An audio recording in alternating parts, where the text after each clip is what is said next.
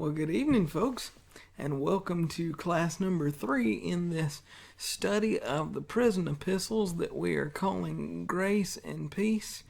And we are studying it from a world view of the 1st century AD, the world into which Paul wrote these books of the Bible that we know so well as the prison epistles.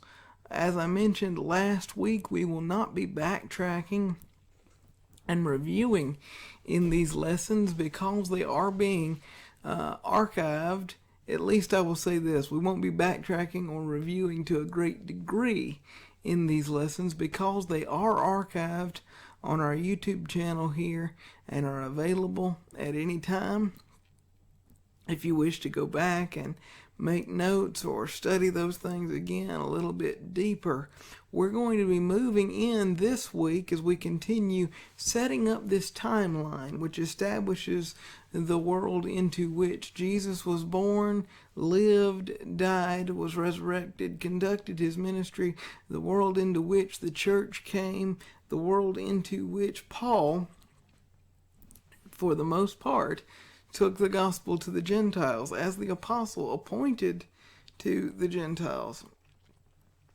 And ultimately for us, how Paul, the world in which Paul wrote these letters to these churches while imprisoned in Rome, awaiting his appeal to Caesar to be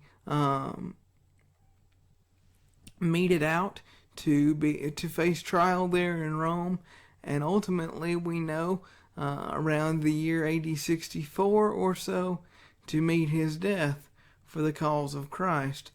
At least most scholars would say that would be a very conservative and a very logical estimate as to the year and time, specifically around the persecution of Nero, in which Paul suffered that ultimate punishment.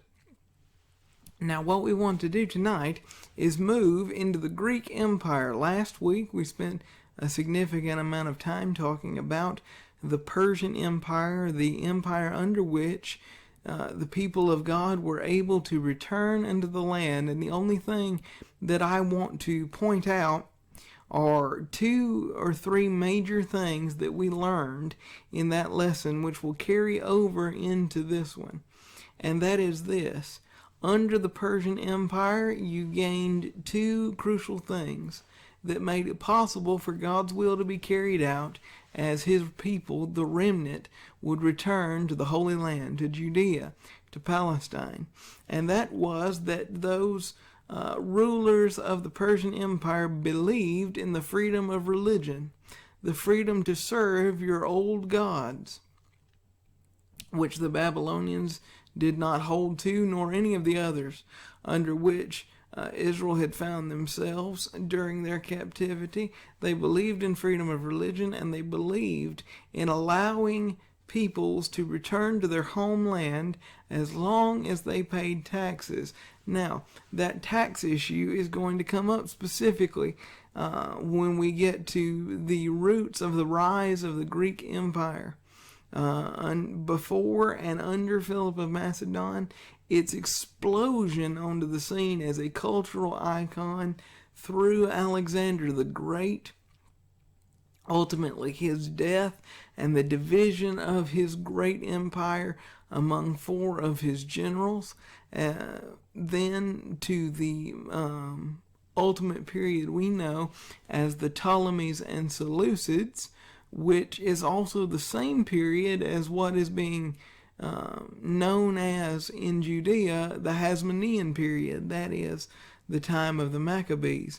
Now, because we have that much material to cover when discussing the rise of the Greek Empire, what I want to do is have a little bit of a shorter lesson, I think, tonight than we normally would. Usually I try to make these videos about 40 minutes, but I have so much material to cover between these 2 things, specifically the Greek Empire and its rise, and really the influence of that culture, because with the rise of the Greek Empire, we are going to see a culture established that not only will pervade the world in the day in which it is being implemented, but will be picked up by the Romans as they gain power after the fall of the Ptolemies and Seleucids, after they enter Jerusalem, after they take over the majority of the world in that day.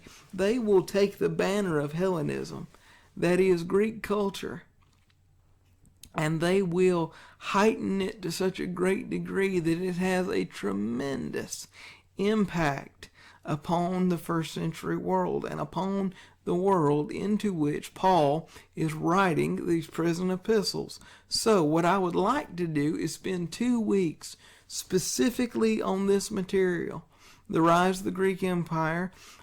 Tonight I'm going to do my very best to sort of lay the groundwork for how they came about, discuss the different parts of the rise of the Greek Empire, from Philip of Macedon, Alexander the Great, the Ptolemies and Seleucids. Prior to that, the division of the empire among Alexander's 4 generals for a short period of time. I want to kind of give an overview of that material before next week, specifically focusing on Hellenism itself and the rise of Greek culture in Judea and Palestine, and specifically spending that time next week focusing on the interactions between the Ptolemies, Seleucids, and the Hasmonean revolt, which led to the rise of the Hasmoneans as far as their independent power in Judea, until the point where Rome would see fit to take over in Palestine, where Pompey would enter into the temple, and there would be a significant amount of things that would change with that, setting up the world into which Jesus was born some 60 years before his birth, around 63 BC or so.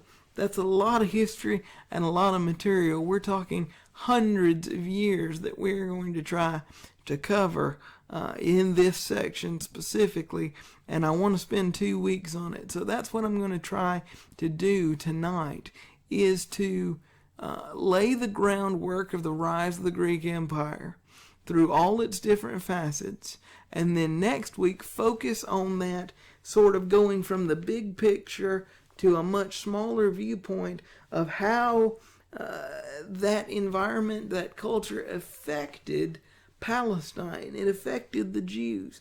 It affected God's people, and all the things that we see in the New Testament, like the different sects of the Jews, like the different attitudes towards the different ruling powers of the day. Where did the client kings or the Herods come from? What development brought that forth as we're setting up for the ultimate rule of Rome? So what we're going to do is kind of cover Greek political gain in one class, then the rise of Greek culture next week in view of Palestine. Then as Rome takes power in the very next week after that, we will be very well set up to then do one more week. So that'll be a total of 6 lessons altogether. One more week after that, pertaining specifically to Roman cultural studies and how those will shape the world into which Paul writes. So we're going to do that for the next several minutes in setting up this timeline of the Greek Empire. One thing that I think is absolutely crucial for us to understand when getting into this section of the study is that, unlike the movies, history is fluid. There is not always a clear black and white line of demarcation when it comes to rise and falls of empires. With the Persian Empire specifically, there is no moment where you go, okay, The Persian Empire is done. Now the Greeks are in power. In fact, the Greek revolts that led to the rise of their power would happen in the midst of Persia's dominance in the world. Timelines and history is fluid in that way. Persia basically just whittled down through a period of time to nothing and disappeared into obscurity as the Greek culture and the Greek people began to rise to power and conquer more land. So for us to really understand what we're setting up with this timeline, we need to understand that history is fluid and there's not always a black and white line of, okay, at this year, boom, the Persians are in power, and then all of a sudden, after a big, massive battle, the Greeks take everything. No, this is something that's sort of like an old movie line I heard. It's just like Novocaine. Give it time and it works. The Greek approach to conquering in this situation, from what we can see in history, leads to that kind of an idea. Give it time, and eventually they rose to prominence. Now, here's our question tonight. How, then, if Persia was the catalyst by which God's people were able to return to the land and worship their God without fear of persecution, how then and from what means did the Greeks begin to rise to power? Well, as we've mentioned, that law, that form of law, which allowed the Jews to do such a thing, was something that pervaded throughout the Persian Empire. It was a universal law that they respected religion, that is, old religions of the peoples that they conquered, and they allowed them to inhabit their lands as long as they did what? Paid their taxes. As Brother Ferguson says in his book that I mentioned in the very first lesson as one of the things that I would be using to put this class together, he says this: although the Persian Empire combined a minimum use of force with a maximum respect for local customs, again, he's appealing to this same law, which we mentioned from F.F. Bruce's book last week. Notice this part. The universal law of that thou shalt pay taxes was still in force. So you see, the Greek revolts, which ultimately led to them gaining their power, ultimately led to the roots of Hellenism being placed in the world, where they were able to pervade the known world with their culture, came from a revolution which started for what purpose? Because of unfair taxes in their mind. They did not want to continue to pay taxes to Persia, so they revolted. Now here's a question to us as we're studying this together tonight through the means of this internet video. Does that sound familiar? As I was studying this again, I was reminded of how familiar that sounds to the rise of our own country. The entire purpose for give me liberty or give me death, the battle cry of the American people as independence was being established, what was the reason? Taxation without representation.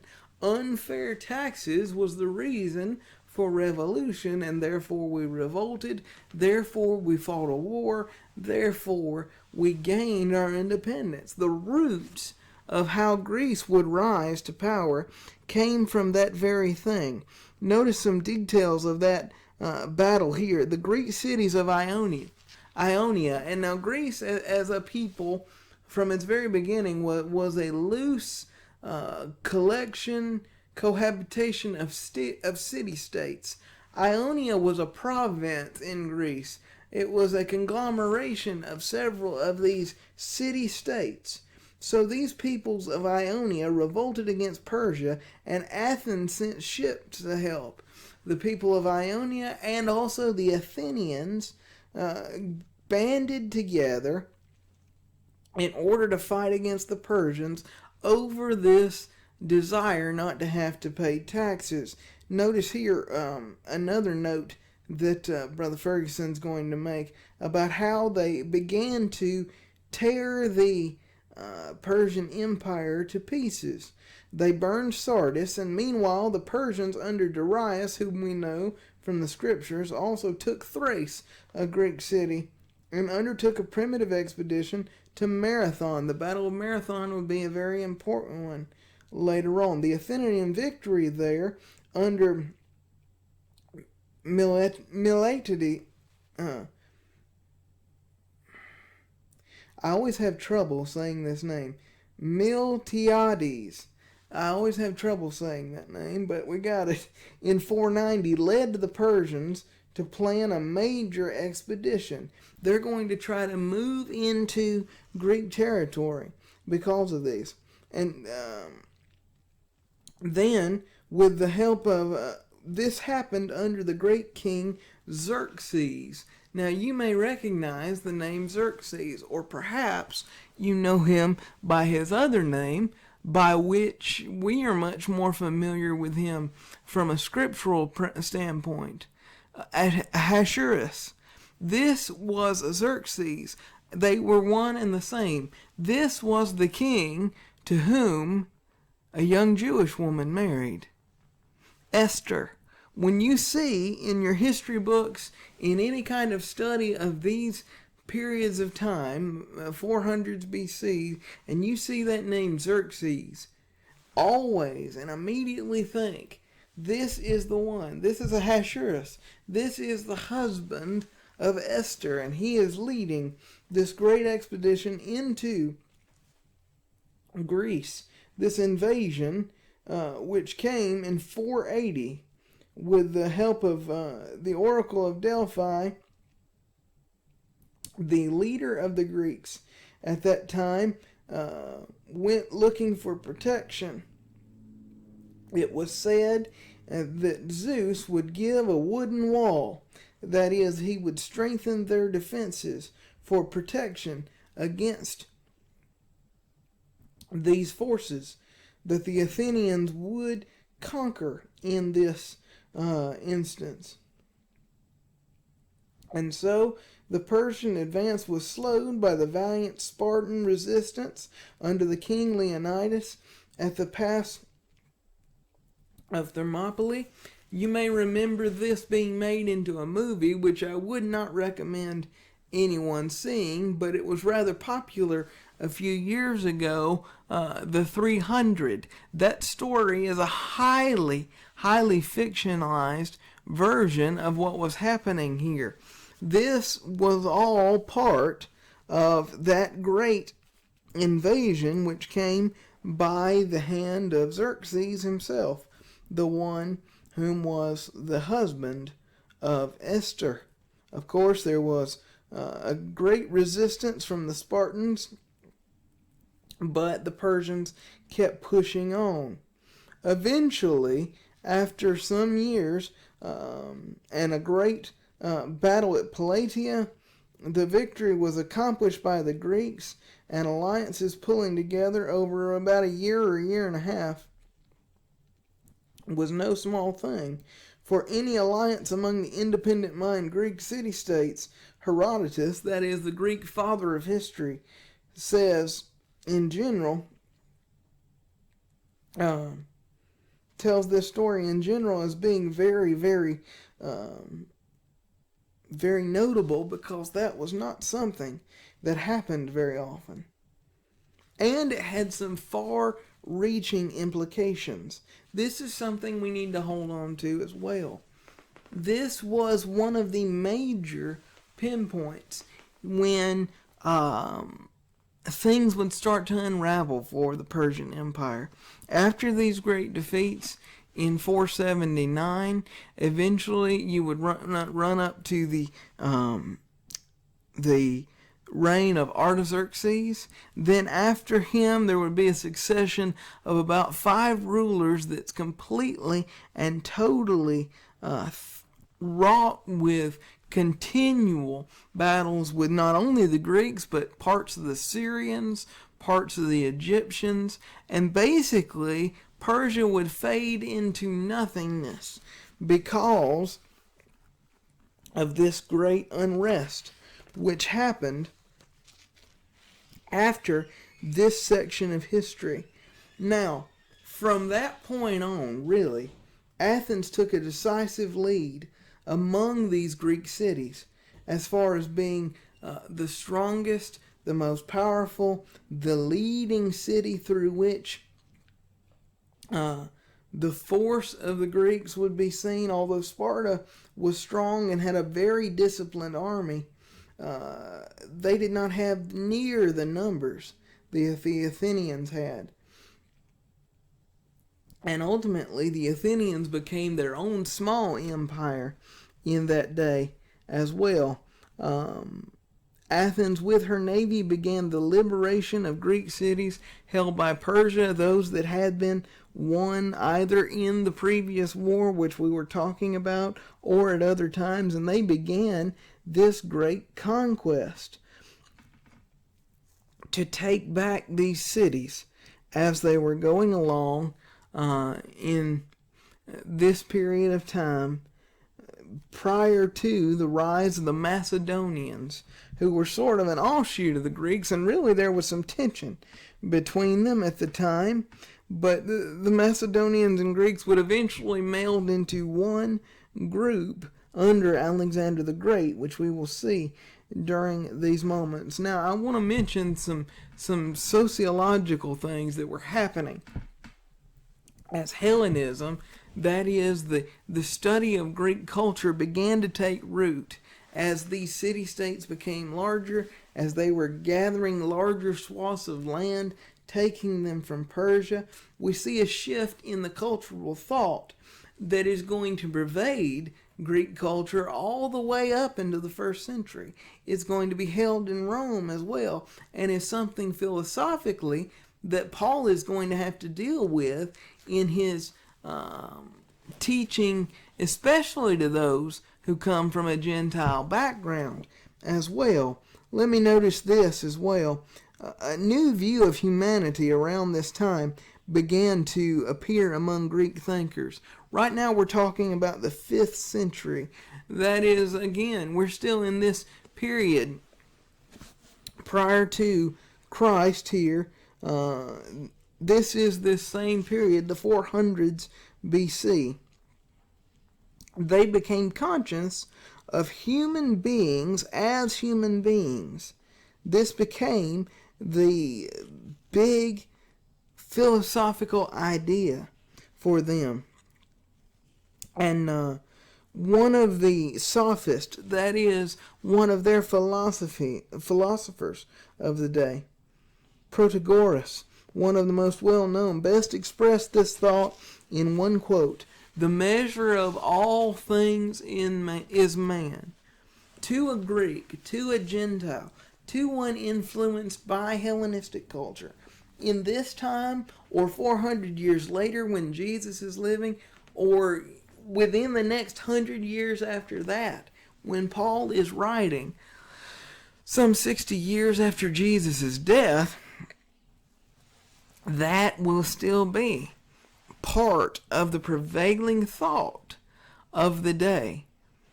The greatest achievement of all life is man, which sounds very familiar to us today. It's a very evolutionary thought. The measure of all things is man. Man is the height of all things created. And so they focus a lot on mankind, on the physical form. And that's why athletics would rise in Greek culture and become such an important part of Greek culture, because this is a pervading idea of the day that we would see in the first century carried out continually as well. It is religiously secular in a lot of ways. Though the Greek gods are significant, and we know that they are, they're very secular in the way that they do things. We talked about that idea of quid pro quo, There is no establishment of morality, not with the Greek gods or with their Roman counterparts later. So, getting back to this idea of the fullness of time, all of these things that we are setting up within this period, all of these things that we are setting up within this history, within this timeline, is preparing for the fullness of time, the moment into which Christ and his gospel would come into the world. People would be hungry for something to give them purpose in life. Because the religion of the Greeks, the religion of the Romans, the paganism, we see in that. And when we get to some Roman cultural studies, we will look in more detail to such a thing. Those things were not things that could be found under the old God's religion, under the religion of the Greeks and or the Romans, as they adopted so much from the Greek culture of the days before them. Social organization in Greece was built this way. It was according to your family, your tribe, your city, and your city-state, the polis, the independent state, comprising of the town and its surrounding country into which you were born. The individual took turns ruling and being ruled. If the government was an oligarchy, the turns were within a more limited number. By the 4th century, the city-state was not working so well, but the Greeks did not want to be united, preferring to fight each other every year in changing seasons, trying to establish dominance. They were especially fond of competitions among one another. This is where the Olympics came about. This is where different forms of games came about. What would later become the Isthmian Games in Corinth that are so well illustrated by Paul in the athletic illustrations that he would use in his Corinthian letters. And these things that pervaded the culture came from another means by which these city-states would try to establish dominance over one another. By the time that the Alexander the Great appeared on the Greek scene in the 4th century, that is the 300s rather, 2 changes had taken place to make his conquest significant. One was an intellectual change. No longer were poetry and athletics and cameo-like beauty the leading ideals. Such would have little appeal to the Jews and Egyptians, but now the result of the sophists, the teachers, the philosophers of the day, there was a concern with natural law and practical sciences, with medicine and astronomy. Along with this went another change to increase individualism. There is an epitaph which speaks of his part in the Persian War. This is Aclasus. He says, Marathon, that is the Battle of Marathon, may tell of his well-proved valor. If he had died 100 years later, his dramas would not have been mentioned, nor his civic life.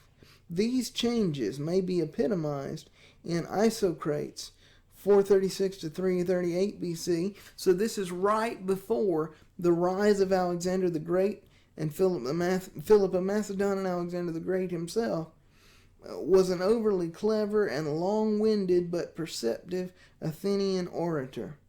He was genuinely descent from the sophists, and he pervaded this same basic idea of Hellenistic culture, one that focused on these things, the sciences, and those that were so important to them in those days. Now, what was the difference between these other city-states and Macedon, where Philip of Macedon came from, the father of Alexander the Great? One thing that I want to mention, and we are getting a little long on time at this moment because I want this to be a little bit shorter as we will focus mainly on the division of his empire and the focus on that influence, the Ptolemies and Seleucids, on Judea specifically. In next week's lesson, what I want to do in the next several minutes is get together some very pivotal facts. Pivotal facts about Macedonia, and specifically the father of Alexander the Great, some of the great accomplishments of his son that we well know throughout history. Notice this: Macedonia had a kingship that was more of a Homeric type, the early Greek type. It was rural and aristocratic way of life, with conservative traditions continued there longer than in Greece. So they were much more conservative than these peoples whose focus was upon man as the pinnacle, and these sciences and such, at least in the early days. They were called by the rest of the Greeks wild beasts. They were seen as backwoods, at least by them in those days. But they were a very rowdy bunch. The Macedonians were extravagant in their joys. They were known for being fighters. They were known for having extreme emotions. They were either extremely happy or extremely sorrowful. They never did anything halfway.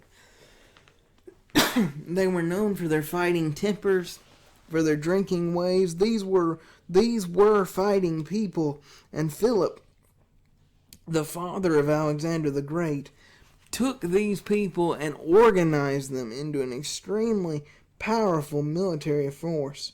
He fought year-round, winter as rail as spring,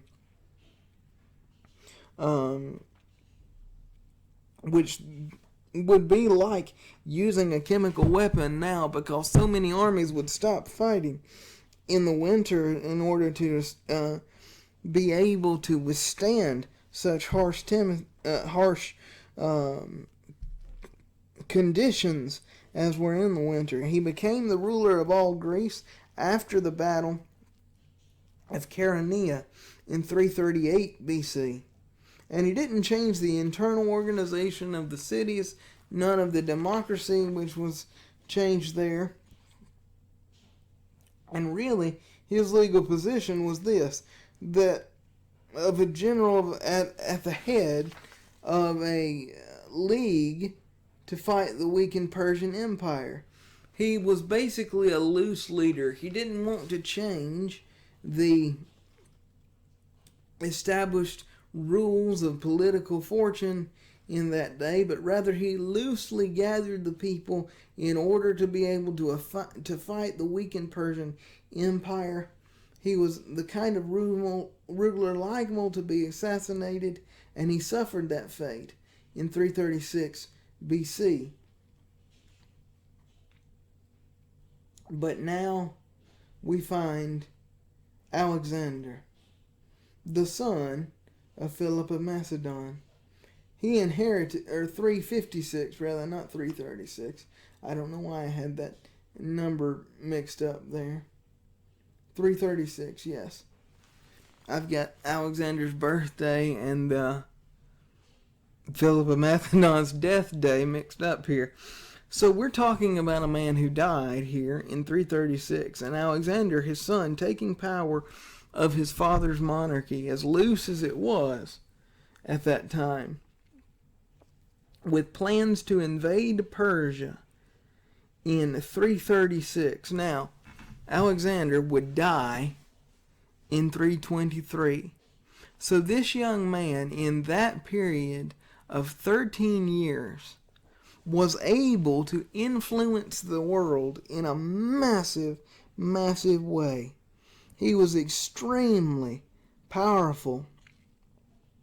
He accomplished a quick liberation of all of the Greek cities of Asia Minor from Persia, and took a huge swath of Phoenicia and Palestine and Egypt. He was able to conquer Tyre. He was able to occupy the Persian capitals and capture their treasures. And with the death of Darius III, he took the title Great King. That's how he gained the name of Alexander the Great. And he pushed his conquest to the Indus River before his army's restlessness forced him to turn back. And when he died of a fever in Babylonia. But though he only ruled for such a short period of time, 336 to 323, a period of about 13 years, he had an amazing influence. Concerning the old debate, Brother Ferguson said with this, whether the great person or the circumstances of the time are more important in historical causation, we may say that both are necessary. And that's true. The right man at the right time. That's how God has always seen it. And as he was preparing the way for the Lord by allowing the fullness of time, Alexander is a good example of that very thing happening. The right man and the right time. Things are done by a great person and not by abstract trends. But the circumstances, the time in which these things are being done, have to be right. He did that. Alexander ushered in the Hellenistic age. In this 13-year period, he took the fledgling Greek culture and ushered it across the entire world. Not only did he reclaim all of the Greek city-states and unite them under one, he's able to take all of Asia Minor, which Persia had taken from them in pieces, and they had fought back and forth so many times. He's now able to go all the way down through the areas of Phoenicia. He's taken Tyre. He takes parts of Egypt. He's going down the peninsula. He takes Judea in the midst of that as well. What a tremendous impact he had on the world. The ingredients were already there to influence the world with Greek superiority, with Greek culture. But in his 13 years, what we need to learn tonight is he accelerated that change. He accelerated the thought process of the entire world. The Greek superiority that first made itself felt through military conquest and civil administration, which, as we saw moments ago, he was very good at, would be soon bring more important cultural changes.